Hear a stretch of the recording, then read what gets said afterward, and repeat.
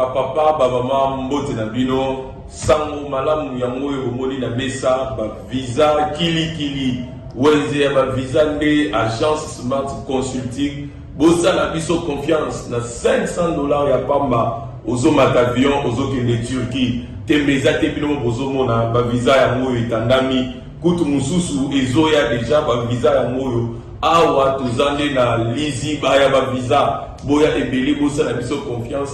Na $500 ya pamba na Smart Consulting au Kenya Turquie. Bon, maintenant on va doute, pas douter te. Awa na agence Smart Consulting, ils ont assurance, ils ont rapidité. Ozola na camarade, cousin, ils ont blague tes en notre côté, la réalité. Donc on a check doute le roi yo, check paiement à mon arrangé, on s'est retrouvé dans 2 semaines, j'ai pas papier check vraiment agence Smart Cosmétique. Thomas, Talandenge, ba visa ici Koye Belé, à une agence de voyage Smart Consulting. Na $500 ya pamba. Ok, na yomboka papaya. Peuple congolais, mbote na bino, tous les cas qui déjà mbala liboso, ou la deuxième fois tous les cas lisusu, ba visa ya moyo, ya tout visa ya Canada, la fois passée tu le visa qui pour la Turquie. Les lots yango visa ya Canada, $500 ya pamba. Ozo voyager, ozo ke de Canada, tour na yo pe ezali. Les cas d'agence Smart Consulting, nous en avons pour Willery, $500 ya pamba au voyager. Ok na yo Canada, ok kotanga, ok tourisme. Ozo zela yo boya ebele na $500 ya pamba. Bokei na bino na Canada, merci. Biso, tokolembate kolobati. Agence de voyage à l'Okuta bako pakatambangu Smart Consulting bazabana Smart Consulting lundi malamu na bino nyonso esika bozali bozala Kinshasa bozala Okatanga bozala Beni bozala un peu partout na République démocratique du Congo mobimba topesi bino mbote lundi 18 juillet 2022 lundi ya lelo yo totombela travail malamu, bonne application à la finaliste nyonso ya EPST, la finaliste c'est 6e des humanités plutôt, oyo babande examen d'état mokola. Le 4 jours durant bana examen d'état, bana ba finaliste 6e bakosa l'examen d'état. Avec une particularité cette année, examen d'état, ministre Tony Moi bazo lancer à la route ko lancer il y a quelques heures, il y a 1 heure max, 1 heure et demie. Il est 10h à Kinshasa, 11h dans l'espace Grand Katanga, la Sergo, dans le lab, précisément dans Kolwezi. Donc, ce que tu sais pas, dans 7h30, tu remonté pendant 8h, il y a presque 2 heures à lancer pendant 4 jours, à la face, il y a un batanga qui na parcours na bango mobimba. Il y a une particularité. Pour moi, na Zouatouro, et Sengeli, moi, na réussir na cours d'option na bango. Au salaka humanité commerciale, il faut réussir na comptabilité, il faut réussir sur la organisation des entreprises, il faut réussir au salaka scientifique, il faut réussir na mathématiques, il faut réussir na physique. Donc, si on réussir na cours wanate, il faut se préparer na rozongela. Au moins, ministre Tony Moi bato bois qu'il a fleur, il y a pas mal des innovations des poids commis, tests d'orientation et salemi pembula. C'est tout ça là on a kala. Bana ba bossa dans so aussi secondaire, il faut ça test d'orientation. Pour ba sira nini okende na option yo sala. Ba pesi ba CP ba conseiller d'orientation. Ba pesi ba conseiller d'orientation musala. Les conseiller d'orientation ça c'est ba pesi ba musala. Pour ma conseiller d'orientation comme mingi bana betinda ba directeur des études mais au moins ba songili musala bravo coup de chapeau na ministre Tony Mwaba ou Azalina dernière étape via itinérance na niveau espace Grand Katanga. Joseph Kabila azongaki week-end samedi azongi mokola samedi na Kinshasa na régulier à CA Joseph Kabila na CA na tindaki ministre Aselo le cas général ka songa potambango ka Kabila na aéroport na kitite la telo ka basoda na mutu yangwana yebo ka na Kabila na aéroport na kitite général ka songa mona nité ministre fa mona nté Joseph Kabila Joseph Kabila na stratégie ça va bien on est la stratégie na Congo mutu na kama kasi na stratégie wera so donc on va ba na concert na vota Kabila na bini na bien ça zo mona liboso Joseph Kabila ngani voilà ba mon livre Joseph Kabila la stratégie ba kangi ete bozo la ga bala wenze bokangai bango te Kabila be bokangi ete bozo la ga biso azonga yi mokola samedi reke jet na autorisation de vol te yango yaki na régulier CA, mais c'est quand même quelque chose d'encourager ba cause d'habitude ba mataka makambwani koza moi eloko moi malamu. Agression à la République démocratique du Congo, une délégation à RDC kendaki na Uganda kokuta na président Yoweri Museveni pour na kosenga implication na ye na cadre ka toluka kimia ezonga la partie na biso pe cesser les faits. Yoweri Museveni a renvoyé la délégation congolaise à aller négocier avec les M23. Maintenant, on a besoin négocier avec les M23. Et l'ingi koloba ni Kagame, le président de la République, Félix Tshisekedi, le président Kagame na Luanda, Seigneur qui fait des routes, moko fait des routes, on va l'homme ça, on va zombo na terre. Mais tant qu'on va signer, M23 va tomber. Parce que Kagame a cassité, a signé ma camonaï et allié. Mais au moins, agression, ils ont continué, mais tout maison au Koba. Élection 2023. Pas d'élection est une déclaration de guerre. Et le Emmanuel Ramazani Shadari, Mokambi, Motoami Balé, il y a PPRD. Après Joseph Kabila, la autorité morale, il y a FCCB, président PPRD. Emmanuel Shadari a le but que l'élection est alité. Et l'Ingi Kolobaye, c'est une déclaration de guerre. Dans la Jeune Afrique, Joseph Kabila a lobby. Toriko kendete na élection na seigneur tout ça nango siko na loi électorale tout ça nango siko na ko conseiller tout ça nango siko to comprendre nini na bakambo oyo FC Sazoloba. Est-ce que nous ko lobete que sur l'élection de la 2023 article 64 la constitution de ba ko appliquer to ko lobela ngo na émission na biso amukola leo. Sécurité na ville ya Kinshasa, le commandant district ya Changu azalaki suspendu après vidéo moko oyo comment qui viral là bas réseaux sociaux ba moni colonel ko fuka maliboso a full moko ya bato dete na sa ko pesa ngwa une image d'illustration bato comme na yango ko fuka maliboso ya bato belé. Il semblerait que full wana ezalaki bakuluna, il semblerait ya fukami pour na bato mususu ba mona ke ezali absence ya autorité de l'état et puis faiblesse ya commandement na part na ye mokabi stratégie na fukamelaki. Mais après vidéo le général Silvano Kasongo a suspendre colonel Bozomona va suspendre a fukami liboso ya bato zaki mokolo ya samedi bato albi ke bana ezaki bakuluna bato ezaki bakuluna ngana confirmer le kotabi balobi. Mais après cette vidéo va suspendre parce que mon yango ce qui est police a pesi kimiate nanda kozongi sa kimia parce que depuis un certain temps la chango bato bazo la insécurité comme makasi kulune comme makasi ba suspendre ye. Donc on appelle Kambo na émission na biso ya mokolo union sacrée. Que font ces gens autour du chef de l'État? Que font ces gens autour du chef de l'État? Parce qu'il y a pas mal de guerres dans la union sacrée. Bati, Kamere, Moko Bobatu, Vital Kamere, va s'attaquer na pasteur Godem Poi, Oyo, na Maloba, na nulle part, à Tikala Kotanga Moutou, même à ta base, mais ce que tu n'y es, écoutez, n'est pas Kota, il y a Kassangou, je suis proche du chef de l'État, je suis de l'union sacrée. Donc, pasteur Godem Tangi n'a pas moutou, mais pas de guerre autour de Mokonzi Mboka. Est-ce que ça peut fragiliser l'action Oyo, Tata Mokonzi Mboka et Bongia ça pour l'intérêt général de la population? Et pourquoi ces guerres?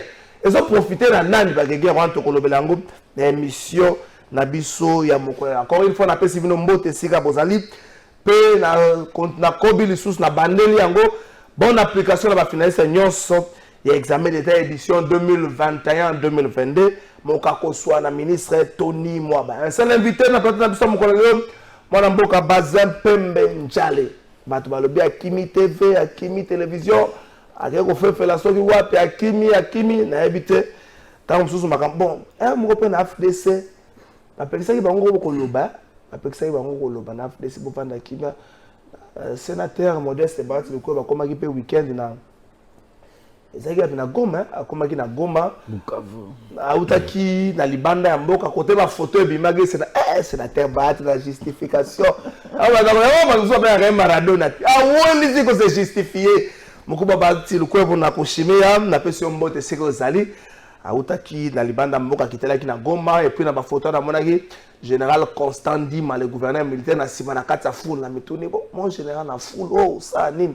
oso ya mbiye tango akiti ko benda na ote ko kipendenge nini o comprendre mais au moins bela mais bien moi je sais pas est-ce que cette mesure a été levée na tunika base un peu maintenant na pesi mbote mbote ndeko trésor Kalafai mbote na peuple azali ko landa biso et nazali ko profiter pe na micro na yo pona ko encourager bilenge oyo bazali ko banda ba examen d'état na bango mokolo ya lelo coup de chapeau na ba parents bon ba yebi comment quoi assurer surveillance ya bana na bango pour na eti non na mikolo ezali koya bazwa diplôme d'état na bango ba yeba comment ko rejoindre ba institution universitaire place nyonso ba ko sepela kotanga. OK. Na lingi lisusu na remercier infiniment président de la République Félix Antoine Tshisekedi Tshilombo. Pourquoi Ndeko Trésor jour pour jour lelo 3 ans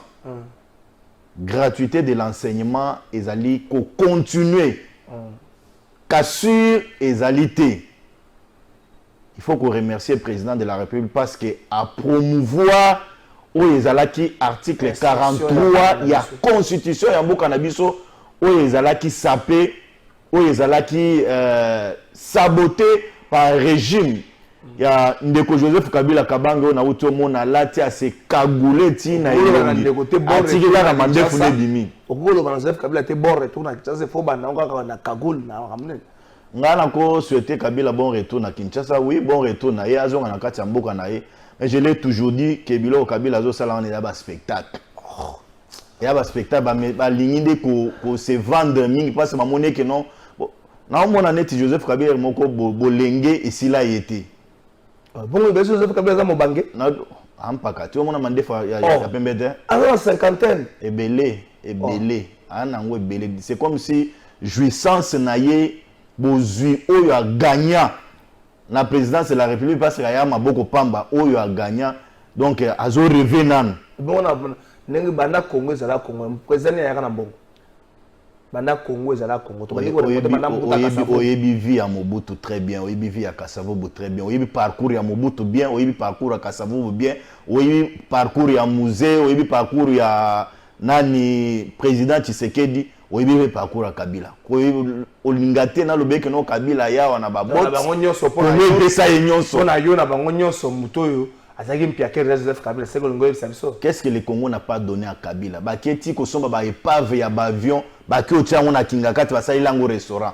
Alors que récemment wa na mona ba tumusu ba mémoire République démocratique du Congo na justice pour na ba la réparer na ba droit ya ba avion na bango. Est-ce que avion ou le maman Olivier na lobi avion ou to moni maman Olivier Lemba épave wana amema ngona kingakati. Maman Olivier Lemba ko yebisa biso avion on ezaki désaffecté. Et non na patrimoine ya mokolo nango ba désaffecté ngo ndenge nini pone ke no ye alongolango amemango na kingakati. C'est ça. Na lingi ko yebisa trésor oyebi eloko nyonso to soki eza na patrimoine ya moto. Soki eza na patrimoine à l'état bolingi bolongolango bandoteka. Il faut que ça là auto benga désaffectation. Est-ce qu'avion wana ezaki désaffecté pour ne que bazwango ba déplacer yango et comme kingakati et salema na butu na moi mbala moko basala ngo komi restaurant et puis on sala la publicité ça na komemoto kendo lia kuna eza na ngo cher restaurant isambere ngala keta atuna banda esenga za ngo cher na komemo na weekend to kendo lia kuna to jeudi est-ce que yebi distance ya kolongwa kaka menka nani kingasani entrée ya Kingasani aéroport tu yo koma kingakati distance oyi distance ezali distance moko mulayi ndeko nanga trésor c'est une histoire au salaire moko pona ko plaire bato na bango ba ya ko visiter bango ba touriste ba ya ko visiter bango et puis le wana ko servir na mboka tane loko te mo cher taxe ba ko futa taxe na mona eka mindele na kati wana je n'ai pas bien congolais na kati ba ko futa taxe ouais tango yo zolo ba ko futa taxe to kolandela ngo ba ko futa taxe tokolandelango ndeko nanga trésor taxe baze pembe avion etikalo za désaffecté teka taxe nde ba ufuta oui monsieur aux autorisation de votre trésor Maître Bazazali mokambi ya dynamique le changement c'est maintenant Maître Bazazali secrétaire national chargé d'insertion stratégie professionnelle na kati ya parti politique AFDC ya mwana mboka sénateur professeur Modeste Bachilukweba. Oh ba pesa ngala bachanga na bilili auti akomaki na Goma na weekend. Azaki na Goma pour avoir ko uta na libanda mboka sangi na ko assister na séminaire moko ya international socialiste plutôt azaki akomi na Goma mais yepe on dirait on a ko meka force na Grand Kivu. Pour on dirait ça ne va pas sa puissance ça force plutôt na Grand Kivu. On dirait, il semblerait que le président a dit ancrage, un ancrage populaire, un bien té. Surtout, comme on dongwana nande konae, comme on dongwana we alo baboy, comme on a série à kondongwana. On dirait ancrage, n'a pas besoin de mango, mais bien t'as fait au Non, d'abord il faut que yebisana peuple congolais et que entre Bati Lukwebo na Kamere, le problème est aux alaté. Ah. Problème est aux alaté pour preuve. Tant on dit que président Vital Kamere a na boloko. Bati a quitté na Sud Kivu dans un meeting koyebisa bandeko. Ndeko azayi na esika ya passe na boloko sengeli totika ina maboko nzambe mais justice asala musala na yango mais lelo tomoni ndeko kamera sali boloko après un temps ba quitter ye a libanda pona koyebisa na bandeko que non bati n'a jamais eu un problème avec Vital Kamerhe. J'ai vu un garçon permettre ngana loba yango, j'ai vu un garçon manipuler, droguer même ce qui n'a pas vous avez la preuve que vous avez drogué. Même il y a manipulé. Un jeune qui prend le luxe, il y a qu'on recruter banamike.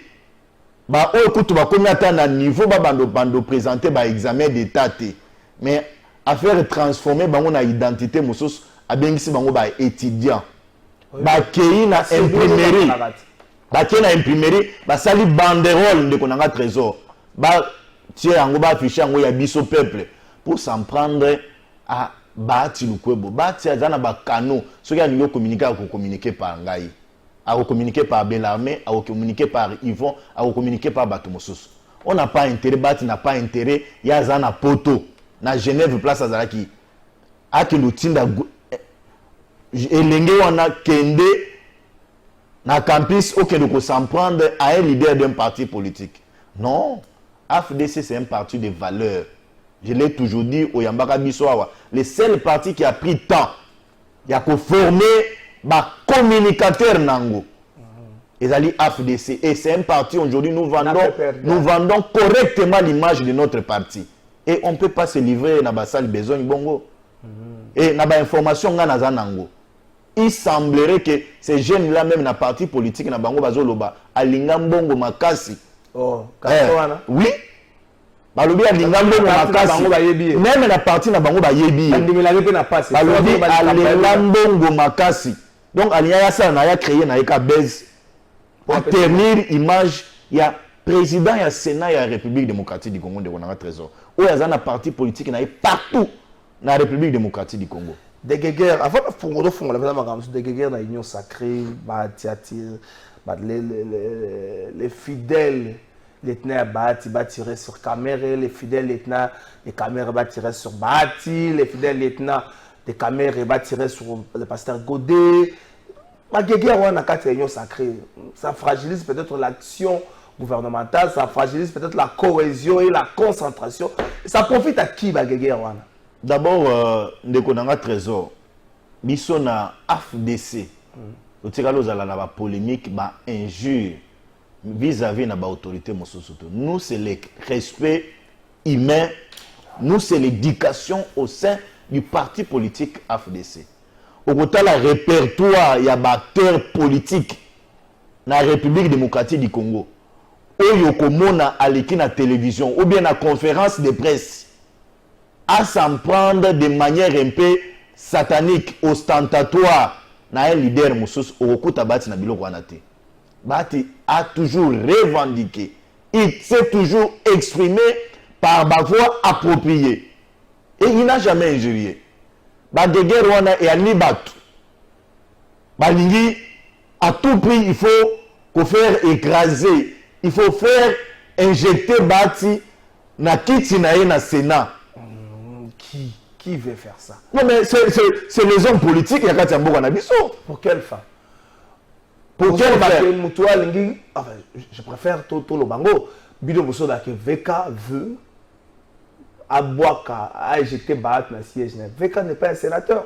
Vital Kamerhe n'est pas un sénateur. Ndeko Trésor, Bisso, nous, je l'ai dit, peuple congolais Bazali Koyo Kangai. Au sein de l'Union sacrée, nous avons un poids politique. Au sein de l'Union sacrée, nous avons un poids politique. c'est Bahati Lukwebo ozo mona wana oto mona kati ba image a jusqu'au point de ça c'est Bahati Lukwebo qui a rassuré au peuple congolais, au président de la République, que FCC Oyo, ce sont les ennemis du peuple. Kabila a coévré pour le développement de Mboka te na coalition entre Cash na FCC. Il faut à tout prix identifier la majorité moussous na kati à niveau de l'Assemblée nationale. Et Bahati a été nommé informateur na kati ya Mboka. Et la majorité que nous avons aujourd'hui dans les institutions, c'est aussi un effort du président du Sénat, sénateur Modeste Bahati Lukwebo. Mais bah de guerre, les autres awa.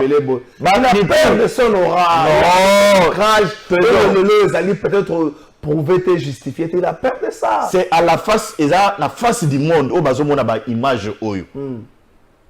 Et Bahati continue à conserver. C'est rien, si c'est un non. Ne minimise pas ça. Ça c'est rien. Ne minimise pas ça. Bahati continue à conserver intact. Nazoloba, Bahati continue à conserver. Nasili ça. Azo continue à conserver popularité naie et leadership naie à l'est il y a Katia Mboka Nabiso. Aujourd'hui les images sont là. Et ça, et ça pour le peuple Azali Kolanda Biso, c'est une assurance. Oyo Biso FDC, tous allez qu'on faire apporter dans l'opinion qu'on y est président de la République, Félix Antoine Tshisekedi Tshilombo, que cette majorité, nous allons conserver popularité Oyo pour vous faire réélire en 2023. Comme président de la République démocratique du Congo. Oui, que en 2018, à même Adolphe, avec ça, on va concert à l'écart. Trésor. Donc, nous disons aujourd'hui que Bahati, c'est un leader maximum dans l'espace grand Kivu. Il faut tous l'élection 2023 parce qu'en 2018, face au peuple, les 4 moi 4 personnes au premier sénateur. Au moni, la politique est variante. La politique est dynamique. Non, politique est variante, politique est dynamique. Et le peuple, c'est un peuple aussi, chaque jour, azali kokoma mature. Oko yebisa peuple lelo o ndaza leader na bino. Le peuple a comprendre que non, en réalité, leader yo oyo. Et je le dis sans peur d'être contredit, les images sont là. La foule est là. Pour le peuple congolais que non, l'homme conserve encore ancrage à la partie S Mboka Nabiso. Et nous sommes en train d'y travailler pour être nos peuples oyo. Pour me mailler na ba élection. Aujourd'hui kende la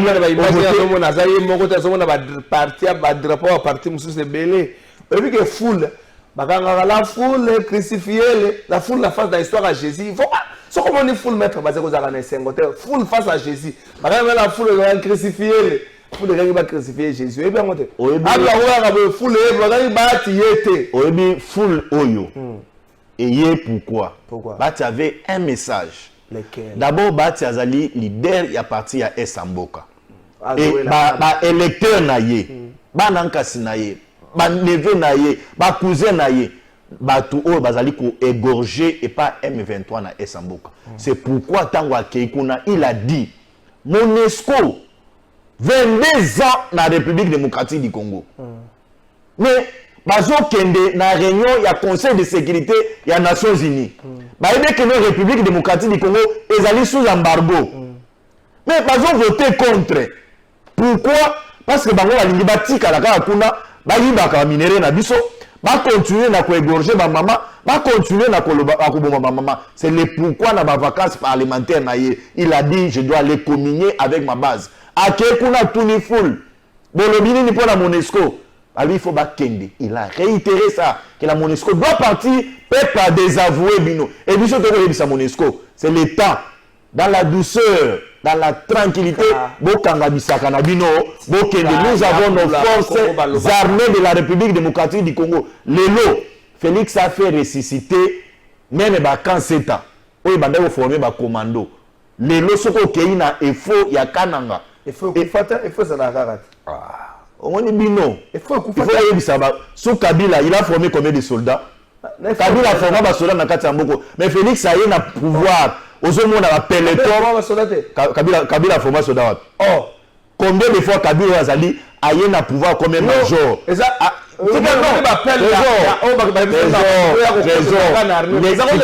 s'appelle la vérité. Kabila est venu ici comme un soldat avec son père. Kabila, il est arrivé combien de fois à l'EFO? Yakanang. Kabila comment a kena 7 à 47 à Oyo. Place Mamando formé ma commando. Kabila kena combien de fois? Quel recrutement Joseph Kabila a fait pour nos forces armées de la République démocratique du Congo? Oh, maître Baza. Mais on ne peut pas jouer la Dabiso témoigner. À plusieurs reprises, appel et recrutement, on est monté dans le programme. Soldat à jouer la Dabiso. Ceux-là ont formé sous Kabila Benga. Ah. On est en direct. On est en direct. Tout ça, l'élément, il y a Bati, Lukwebo, na Goma. Moi, message, il y a quelques minutes. Bon, tout ça, on a changé thématique. Tout ça, agression à la République démocratique du Congo. Tout ça,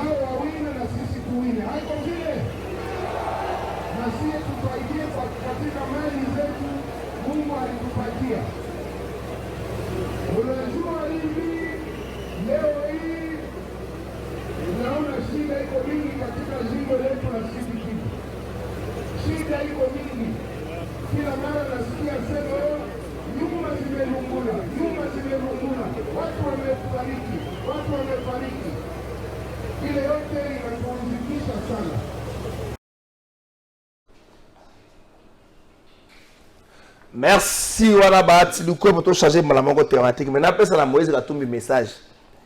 Moïse Katumbi, les musiciens ba yemba kayo, mon dieu yoka kabanzembo na bangote. Moïse Katumbi, les musiciens ba yemba kayo, mais yo yoka kabanzembo na bangote. Dans nzembo moko ya Jibem Piana, je crois vers TH 98 ou 99. Ba yembaka mwana motato melisie libele na butu na tongo tango akolamuka koto na wapi baboti bae.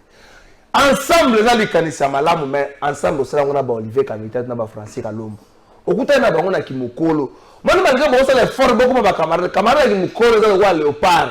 Léopard, Bakambo, il y a 10 heures. Moi, je vais à 15 heures. Chancel, même, il y a 12 heures. Donc, on va mettre cohésion, et bon, ça na crème. Oh, ya yo. Ni moi, on va battre dans les meilleurs. Obima na bango na pole.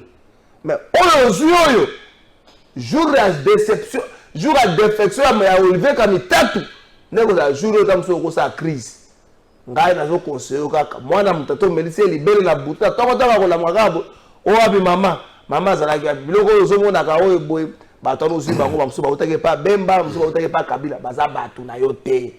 O bana mo ino ntangi. Hala mutu no ndenge nini.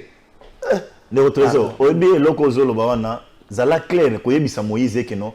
Il a composé parti politique na ye.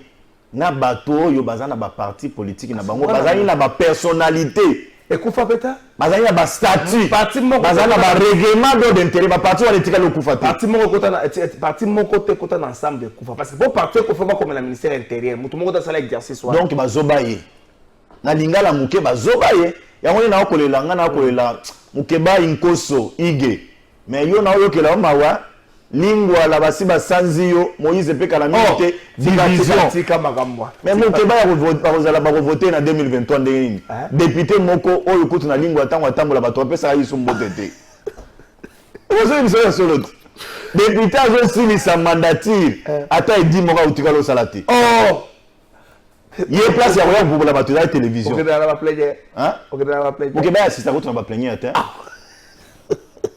Mukeba assistant na ba plaigner était na yo regretter maître Vassé OK na ba plaigner na lobby hein tuna Mukeba ya za député à part télévision et dini na sili ko sala mandat yango ezo sila abandaka na ngobila bato zando lelo ezotongama mukeba azwe loko wanabu atiango na poche mukeba ya komi makambo ya bachef kutimi na komi oyoka ye ya komi koplaide avocat ya bachef kutimi oyebi azangi argument na télévision bato changer thématique mais na conseiller mukeba ya luka parti politique moso parce que à la lire où vont les choses peuple a kopinir yo honorable mukebai awa eza makambo iso ya koloba kabila pasola bato mabumu non Tshisekedi azosala nzela budget ya malonga soda azali équipé gratuité ya enseignement ozanga discours Mukeba asate tokoluka makambo na sim agression à la République démocratique du Congo une délégation congolaise est allée à la rencontre ya président ougandais Yoweri Museveni pour na koluka s'impliquer na dossier wana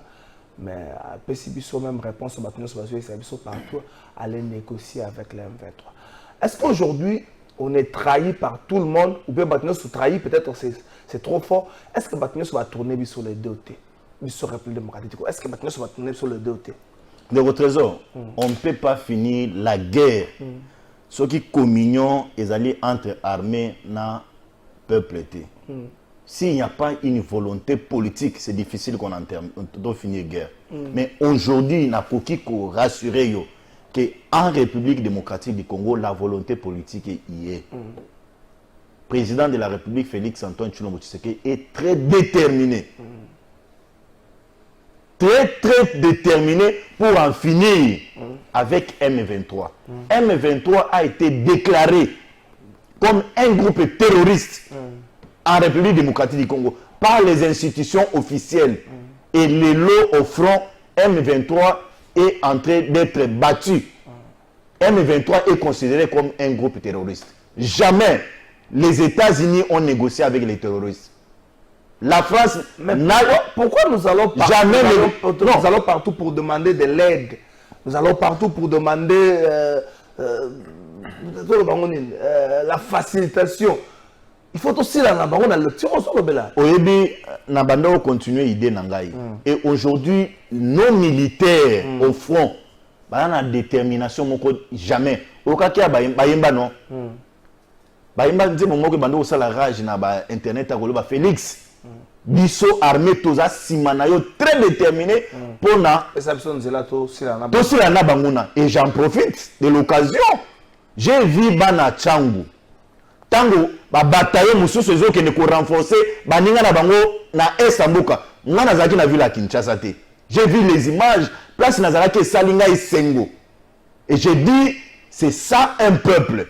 J'ai vu une maman vidéo na circulé qui na supermarché moko boye akei amoni ba soda na biso bazo tambola bazo sala ba marche na bango. Cette maman est entrée na supermarché a sobi ba paquet ya mai azo kabela ba soda. Ça s'appelle motivation. Et biloko a bongo soko zotala place yo congolais allez ezopesa yo sai ezopesa motivation. Nous devons continuer à cet élan, mais on ne peut pas aussi finir la guerre kaka na ba militaire sur terrain. Il faut aussi envisager ma voie mususu. Les voies diplomatiques sont aussi envisageables. Aujourd'hui ne marche pas. Ça fait un long moment. Quelle est la voie diplomatique? Feuille de route, plutôt rencontre à Luanda, ministre sommet à Luanda, en Angola. Feuille de route, il y a que la rencontre au la délégation rwandaise le 12 juillet. Et le 12 juillet, il n'y a eu rien. Ils ont simbaté. Oui, que réponse sur Nani Youm se fait une quoi gifle. Oui, que non. Je peux me permettre de que non. Aux Anamotema Mabe. Soyez dans le bien. Aux Anamotema Mituna, Makamotema, et ça va la feuille de route, il y a Angola. Ils allaient en cours. C'était prévu Bakutana les 12. C'était prévu à les 12. Mais qu'est-ce qu'il y a fauché? Ils allaient Matanga, il y a président Dos Santos et Angola. Pas Matanga, papa. Deuil national, ils allaient décréter et pas la week-end pour signer le livre. Alors, comment président Lorenzo Akotika Makambo Matanga, il y a collègue Nayo, il y a Koufi, il y a si ça n'a makambo ya feuille de route na biso na Rwanda. Donc matanga soki sili on va reprendre. Ça c'est la volet diplomatique de Konanga Trésor. Mais ce qui est aujourd'hui bon et ce qui me fait moi la joie, ce qui fait au peuple congolais la joie, c'est la détermination. Il y a ma force armée na kati ya mboka na biso. Pourquoi? Nous avions une armée infiltrée. tozali na armée moko infiltré musée le père musée Kabila aye na kati ya mboko y compris Joseph Kabila Kabango lelo alati munyere ya basoda akangi kashine na mulongo nasilisa il n'a pas pu Kabila n'a pas pu identifier ba na kati ya basoda na biso que non tozalaki infiltré mais aujourd'hui Félix est en train d'aller petit à petit. Félix a compris que non il faut faire confiance na ba jeunes. C'est pourquoi tu as dit Bahati appeler les jeunes à s'enrôler dans l'armée. C'est pourquoi tu vois Félix qu'on fait défiler bateau, ba maman, ba papa, na RTNC, appeler les jeunes gens, venez dans l'armée pour que non, armée comme nationale. Bah c'est là, on peut se dire au fil d'azo engagé, ça la fait bon. Au fil d'engagement, mais moi je suis en train de parler ici, l'armée, les jeunes, j'appelle ici, Boya l'armée.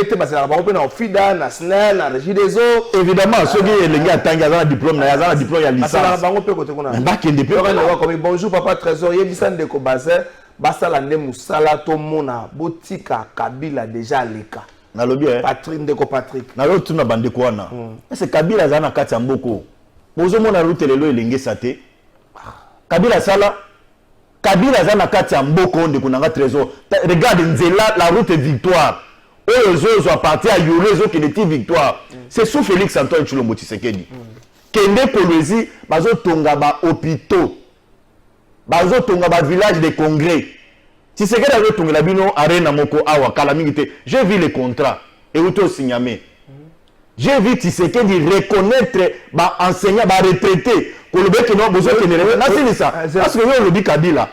Tshisekedi a lobi moto soki asali musala, il faut que les retraites. Retraite seigneur les ala avec dignité. Mais Tshisekedi est en train de le faire. Oui, sergent Obalakisa qui joue au roi Bodo avec Koko na biso la bundaka guerre à 40-45. Ouais, à ça unité. Oui, de bazoa kaywana. Après ça il y a $100. Ah, qui c'est un reportage voilà. Ça yo. C'est là où ça reportage. Donc ba moi qui ça papa wana zana bana. Je l'ai vu na âge na wana avec sa fille na habité so mwana na ya liboso derrière et les rois belges là saluent ndeko na ngato. Le président de la République a été dans la cérémonie. Papa ça $100. Otika motema mabe. Mais cette image est comme prête. Tata va faire ça bonjour patron de vérité batu union sacrée Kabila asala bango nini bango moko bakomisaka ye vedette ndeko grâce depuis Lemba. Na lobi Joseph Kabila ko kuma vedette na kati ya mboka ote. Oh. Et impossible Kabila comme vedette. Au contraire Kabila était porte-malheur pour le peuple congolais. Yebisanga le Congolais azola nangai. Azwa courage ya kokomela biso ko yebisa biso maître Bazé Kabila ninga bimi wana école to tango Kabila na saïla biso école. Hôpital to zo baso. Tshisekedi est venu ici Canada. J'ai mis l'école et bien monté. Matata zawapi. Kende zwa micro benga moto wa matata awa. Tuna ye matata projet ya mis l'école ezala wapi. Matata ko misela ta école mon côté. Mais calamité au Congo awa sous Félix Antoine Tshilombo Tshisekedi. Hôpital bana bakobando botama na ba hôpitaux ya l'état ofélé. C'est l'état qui va prendre en charge. Ça c'est un état responsable. Ça c'est un président qui est conscient. Il y a souffrance, il y a peuple naïf. Image il y a courage, il y a courage. Clovis ozawa image wana te pesanga image wana tazala pesa yesanga. Oyebi ngai. Tango na mona ka bandeko. Ya Joseph Kabila tozana bango na ba débat. Na mona bango neti no ba ya kolekisa tana bango ndeko na trésor. Il n'y a que les Congolais oyo ayebi parcours. Il y a 18 ans, il y a des Joseph Kabila était oyo moto a pépé dans la télévision. Parce que nous avons un état de droit, la liberté d'expression est état de mise, il faut que nous ayons mais faut pas ça dans matoi. Comme on en 2023, mon FCC a que nous postuler, va voter député. Mais on est à sacrilège. Tout ça moi discrétion. On est à côté de savoir na yo avant mais la démocratie voudrait que bango peut ce montant peut ça bango va voir. Et là, quand on a lelo, la sanction de la communauté internationale, ils ont continué à demeurer dans la Kabila. C'est de même que nous allons punir. C'est de même que nous allons punir les classiques de Kabila. Bao va postuler comme député. Malheur. Parti politique, bazali koya na FCC malheur na bango bato mosusu baza na kati ya bana sous sanction baza na kati ya union sacrée oyebi na biso eloko bato mosusu ya basanction baza na kati ya union sacrée bakosanctionne bango basali mabe oyebi je suis content na FCC avanda Kabila 18 ans amesai na Kabila makasi ndenge olobaka boye autorité morale asepelaka na ota ayebi na Kabila makasi ayebi ke soki Kabila bouge bo alinga aloba boye mpo baumele na ye alobi professeur sénateur Modeste Batulukwebo beaucoup travailler na Joseph Kabila ils ont dans le sens que Kabila ati akeba élection ana ba député naïe national provincial ayi na force naïe abi ngayo naïe na batu nanga 250 ba député yo yena ba yo combien to sala nzela biso moko et aneti non tangolo bakangoli c'est comme si ba ati tango banda politique et Kabila na ibisa ba ati non politique ezalaka boy non ba ati a commencé la politique avant Joseph Kabila Kabange. Bati a été dans la société civile. Kabila tika vous dans la société civile mon côté. Atika no banda parcours dans la société civile na armée. Il était dans l'armée non. Comment la société civile na armée. Yango na yo bisayo que Bati a commencé avant lui. Donc tant que le Bati a travaillé avec Kabila. Bati a travaillé avec Kabila. Est-ce que l'argent mbongo yo bafuta Bati travailler avec Kabila. Na le bien mbongo bafuta très base. Est-ce que Bati Lukwebo le professeur Bati Lukwebo n'a pas travaillé avec Joseph Kabila. Bati a travaillé avec Kabila dans un cadre purement politique. Non, la cadre. Non. Maître Bazé. Bati a tiré le foot à matin na mbongo ya Kabila. Afutama na mbongo ya République démocratique du Congo. Émission la Moito Kata. Est-ce que le professeur Modeste Bati Lukwebo n'a pas travaillé avec Kabila? Bati a travaillé avec M. Joseph Kabila Kabange dans le cadre politique. La cadre. Le cadre familial. Le cadre. Dans tout, est-ce que Bati Lukwebo n'a pas travaillé avec Kabila? Il a travaillé avec Kabila. Et s'il est. Et s'il a pourquoi il a travaillé avec lui? Il a travaillé avec lui. Et s'il a travaillé avec lui. Des trésors. Bon, parce que l'image, il y a commandant d'ici à Tchango. Ozalana et Sengolelo. Il y a qu'on reconnaître que non, Tshisekedi dans 3 ans, ce qui, Joseph Kabila, Asala Kaneti Tshisekedi a saï dans 3 ans. Tu sais que, nazo mona ba hôpital ninge zo matana mbujimai. Nazo mona banzela ninge zo tonga mbujimai. Nazo mona banzela ninge zo tonga na Kananga. Banzela ninge zo tonga na Kinshasa mais il faut oser la mutema mabe pona ko reconnaître Tshisekedi. Yo ngo koti FDC après ko longwa nango na FCC. Il faut kumisa nzambe po Kabila kochaka bahati bien. FCC koma makasi. Non, wano lobi mabe. Kabila n'a jamais coaché bahati. Non, wano lobi mabe. FDC et tu ma papou na sous le régime là. Non, de trésor. On parle politique. Et Sengeli to ko ça peut prêter. La volonté de créer un parti politique, ils avaient volonté. Il y a personnel et il y a sénateur Modeste Batulukwebo. Et dans l'esprit managérial, dans le non, je crée un parti politique. Projet Nanga Ezali boye. Il faut faire implanter les partout, dans les coins et les recoins de la République démocratique du Congo. Ce n'est pas Joseph Kabila qui l'a dit que non, il faut que les partis dans le Sud Kivu. Les partis dans le Kananga, les partis dans le Lualaba. C'est les partis dans le Muchacha, ils en Kasenga. Non, c'est Bati qui a dit j'ai une vision. J'ai une vision à vendre avec mon parti politique, à créer un parti politique. Ce n'est pas Kabila qui a coaché Bati. Ce n'est pas Kabila qui a coaché Bati. Tu as la coaching à Bati. Tina Lelo. Kabila n'a pas un parti politique avec une énorme nambi syndicat. Mais Bati a intact. Et tout n'a Lelo FCC Zawap. Tout n'a Lelo FCC Zawap. Même à Tana Kinshasa, ce qu'on tambolo mon drapeau ya FCC. Ok, on a batete là. Ok, on a batete là. Oh. Kaka na batete la ndeko mona drapeau ya FCC. Au mona mususu awa na awa na nini? Na Sende. De onanga trésor. Nanzela Congo Central mona PPR. C'était un parti créé à mamelle à pouvoir. Nanzela Congo Central mona PPR. Nti kota entra kota kwa nzela ki na lufu mona na PPR. So que je ne lufu place wana ezali esika ya PPR da bando kendo sala ba réunion. Atika la place ndeko jamais kabuna matapunda. Wana zo bana na mbola lodge lei côté besoin ko ma côté songololo oleki songololo okoti batia ba drapeau ko etanama na ba jetoni ba bambu na ebi place wana moto apepe de mokonde azana ferme na ba côté kuna no no mona ke pepa maka place wana tala image depuis ça image à tata wana ah zela balobi zoya ndeko trésor bonjour dossier à commenter on a autre image yango ya commandant o afukamaki ndeko trésor bonjour toyebi oyo nyonso ndeko basé azoloba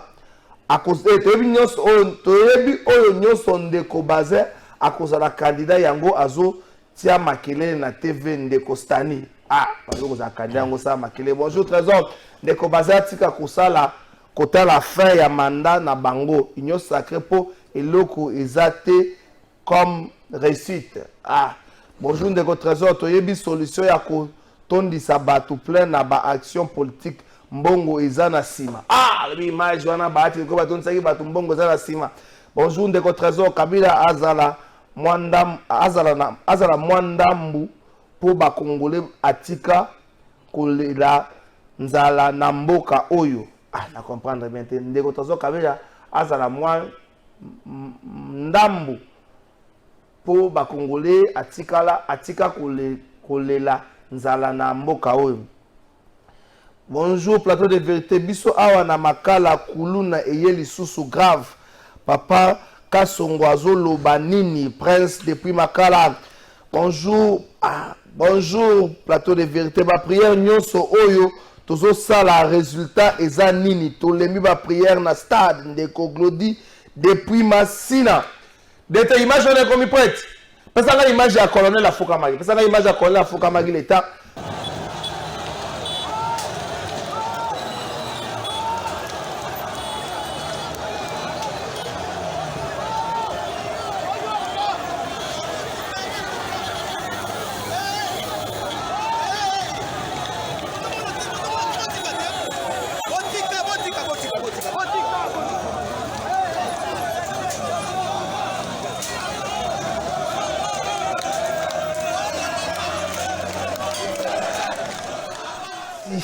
Freddy Kipimo.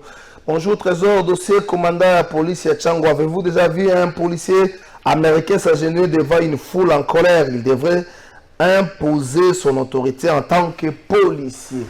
Maître Bazo, tout le monde a l'image. Le commandant de district à Tchango s'est agenouillé devant une foule. Chacun a analysé parce que Toyoki, colonel T, qu'on s'expliquait. C'est une faiblesse de la part de l'homme Oyo et Bongi a préservé l'autorité de l'État, à battre les Angopés, à imposer à tout citoyen. C'est un bon stratège parce que la société la bande, tout le monde qui a vécu, ils ont continué à rouler normalement. Peut-être s'il avait osé de demander un élément, pas s'en prendre dans la foule, il y aurait peut-être eu des morts, des dégâts collatéraux, malheureusement ou heureusement. Il y a une sanction, mesure conservatoire, mon outil na commandement de la police ville province de Kinshasa et quoi lié les colonels suspendus. Analyse. D'abord, on a l'ingénieur féliciter général Silvano Kasongo. Il faut qu'on avoue que depuis que général Silvano Kasongo a eu na commandement ya ville à Kinshasa, tozali ko senti, tozali ko mona pe moi ba effort pour netino insécurité o ezali créé par Bakuluna. Et bah quand même qu'on diminue la ville à Kinshasa. Na ba quartier pe ba commune musoso ndeko nanga trésor. OK. Na gali ko tonda ndeko général pona eloko wana sengelinde gouvernement na ville province ya Kinshasa gouvernorat pe ya ville province ya Kinshasa ba pesa un moyen pona ba moyen pona ba comment ko traquer bilenge nyonso tout o wana bazo comprendre le lieu que Kikuluna et a eu na lolenge à mon côté. Mais moi je l'ai toujours dit. Ceux qui t'ont les na Kikulu na ebele na ville à Kinshasa. Et a dit il y a un certain député. Un certain député, il y a PPRD. Abandaki ko occuper fédération na bango o ya limité. Son nom c'est comment? Oui, betino ngai na zara na ba hésitation côté wana te. Comme on a ezaki na nini? Babando ko benga soki ndundu quelque chose comme ça. A comment le lo soki secrétaire na kati ya PPRD. Ana basuki belé boy. Azaki Naba Francis Kalongo bande au travail na bango. C'est lui qui a appris aux Kinois comment kosimba machette na maboko. Ouais, c'est là qu'il a un cabinet à Évariste Bochab. Président de l'Assemblée nationale. Oui, c'est député là, moi Pembe Boy. So il comme on a yé avant toutes ces émissions na repé ça yango. Donc, ce sont eux qui ont envenimé créer la situation à Kolona et Louise à la ville à Kinshasa belé. Mais si balongé déjà, nous avons intérêt à décourager biloko aboya ko conseiller bilenge. Oui, ceux qui veulent dire que kanya makasese baya kutoka bino ba utoka ba musoba nyama ba me bango na kanya makasese. Direction provinciale ya ville à Kinshasa ezali awa yebani, commissariat provincial pardon yebani. Bon kende kuna on s'identifier que non na lingina kende kanya makasese. Et pour créer biloko aboye et alibienté. Maintenant ngai na comprendre que non colonel Oyo. Oui. Qui face à une foule. Azaki face à une foule. Peut-être Azaki na gaz lacrymogène était. Na moni soda Azaki na munduki de konanga trésor. Ko yebisa soda fait afongola abeta et ningaye créer les problèmes. Le mieux yaye ko sala c'était qu'opposer acte à boyer pour la koloba cesser les faits. Parce pourquoi kuno na bande bois kama banga bango siko bazali koto bazali ko maîtriser bangoté. C'était important pour à jouer à la psychologie à boy. Au moins tant que sali bongo ba pusani na ba mosusu ba komo yebisa baninga na bango botika.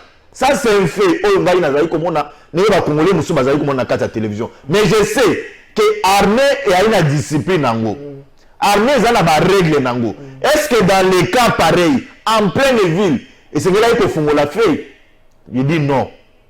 Ba sanctionner pourquoi na éviter ba élément mususu o ekoti na kati o ya yebi yango ya kaka général Sevano Kasongo et puis na batu oyo basilaki conditionner ye mais ya mutuya et ali ko yebisa ba jeune na Kinshasa ba jeune na Kinshasa sengeli boyoka ki kuluna et ana eloko litomba ata moko te komoto la moto téléphone ko yiba moto mbongo et ali ba malheur bozali ko mimemela na nzoto. OK. Avant tout un virage à Souka. Tu sais que je crois qu'on a 5 minutes, hein? À 5 minutes d'été. Ok, tu sais qu'on a 5 minutes. Élection 2023. Bon, la bande de FCC, pas d'élection en 2023, ils allaient déclaration de guerre. La publication de en Afrique, Joseph Kabila Lobby, aucune élection. La CENI, la Cour constitutionnelle, la loi électorale, ça. Les mamans, ils ont inspiré confiance. De votre raison, je vais rappeler à Congolais que dans cette ville de Kinshasa, dans la République démocratique du Congo, tout le monde a un groupe de gens. Au Banda, nous créons un bloc patriotique. Tout ça là-bas, c'est à niveau de la CENI, pour notre bureau, il y a Kadima, ils ont installé. Mais aujourd'hui, nous avons un bureau de Kadima installé avec ma composante non surtout. Et je suis en train d'informer à l'opinion nationale et internationale que la CENI est en train de recruter déjà. Bato Oyo va travailler pour un fichier électoral. Ok. CENI est allé pour recruter déjà. Bato va travailler dans le fichier électoral. Donc on a un trésor. Cartographie et Cécilie. Recrutement ya bato ba ko travailler na ba centre et salemi a on a vu la Kinshasa tout le monde qui la commune nyo surtout sur l'étendue de la République. Maintenant CENI est lancé offre bazali ko recruter bato pour na ba ko travailler pour na fichier électoral. 2023 to rezo élection na le bien attaque la déclaration de guerre attaque au dépassement il y a 2 mois faut bato ba nima yango. Parce que c'est sali 28 mois. Mais nous avons bâti. Mais tu vas encore s'arrêter. Attaque au dépassement il y a 2 mois. Mais l'essentiel est que non, en 2023, chiffre en 2023, tous en la République démocratique du Congo. La CENI a fait 28 mois. Et ça a convoqué. Elle a 28 mois. Ils ont convoqué 90 jours avant l'expiration du mandat et à président en exercice. Surtout qu'on a 2 mois. Donc, tout. Mais je reviens à la question l'opposition a une difficulté notoire Est-ce que vous croyez-vous, au moins, 64 en application. C'est une goutte d'eau dans l'océan. C'est une goutte d'eau dans l'océan. Ce qui est un parti politique, on ne coquille jamais être un donneur de leçons. Dans cette république aujourd'hui, sous Fatih, et à PPRD. Et Chadar n'est pas un modèle. Chadar n'est pas un modèle. Ma déclaration à Chadar est ma déclaration sensationnelle. Oh! D'abord, les élections sont c'est un devoir citoyen. C'est un devoir. L'élection, ce n'est pas tout Congolais qui va voter. Et là, Congolais veut seulement qu'il y voter. Mais pourquoi dire que cette élection est salinité, c'est une déclaration de guerre? Cette déclaration de guerre s'est faite à l'endroit de qui?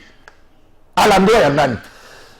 Bonjour, maître Bazin, kaka peur de ceux qui basengi a critiqué le régime na bango, côté négatif et positif, à Rolobani Ndeko Gelor. D'abord, le régime na biso, ngana a Kolobango, union sacrée. Je prends tête d'affiche, guide, il y a union sacrée. Félix Antoine Tshisekedi Tshilombo. Ali Motomoko au biso ba Congolais, sans hypocrisie.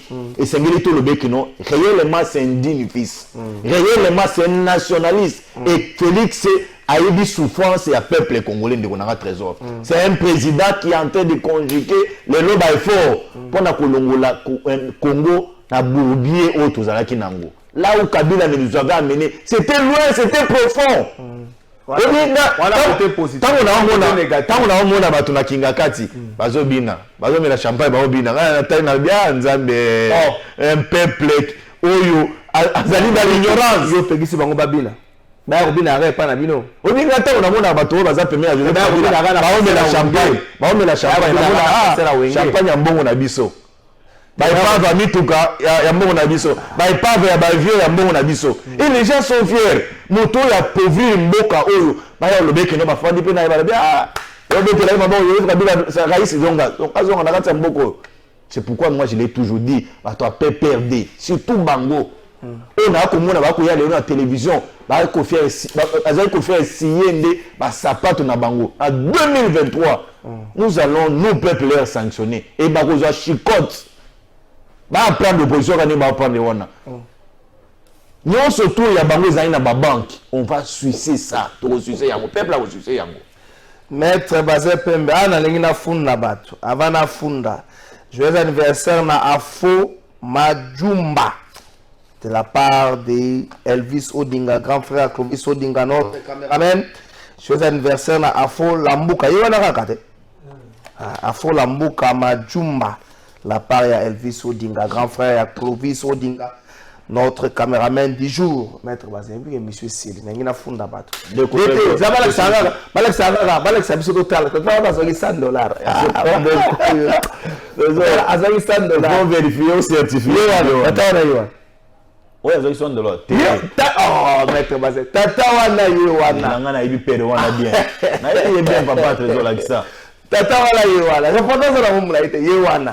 Tata Yohana ba médaille, tata ba médaille mboka pesa. Na moni ba médaille. Ah, on va vous faire Sokoto, c'est au mona. Tata zo $100. Nzambe mbogo. Asali ya ku. On va Sokoto. Yohana. On va ndana zala Yohana. Oyo ye. Yohana. Oyi yango tina suka. Yohana. Oyi yango tina suka za ET. Yohana yango tina suka. Eza yete. Na boyi ya papa wana anzoto mike. Oh, azande tia Yohana. Ba photo yango. Zela yango na. La document yango. Wala photo yango papa. Wala photo. Ezali invitation. Ezali invitation. Papa ko ezali invitation. Papa wana kisabete ala kisakiti na ye. Place ka kwa na yazaki na sima. Mais azali moi est lancé. Azali moi mutu mususu. OK là, on dit que ça c'est pas ça ba. On dit que ça c'est pas ça ba. Funda moto ya pesi maja lukuto. Monsieur c'est la funda moto ya pesi maja lukuto. Et monsieur c'est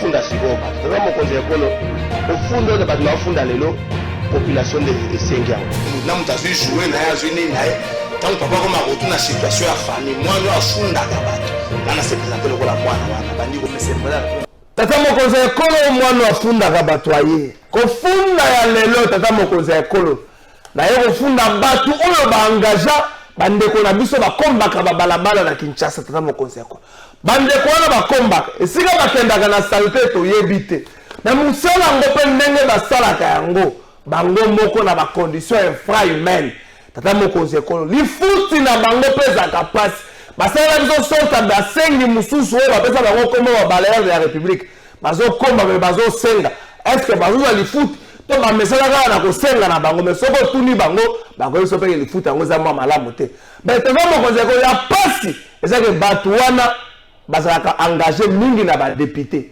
tala niveau tata mokonzi ya ekolo badepute mpe baengagea bango soki olobi boye bakomi kosilika me badepute mpe baengagea bato bafundaka bato batiaka bango na balabala ya moko signalisation eza te na bacondition moko ya malamu te kofunda ya lelo tata mokonzi kota nanu makambo bandeko bakombaka na balabala kofunda ya lelo esili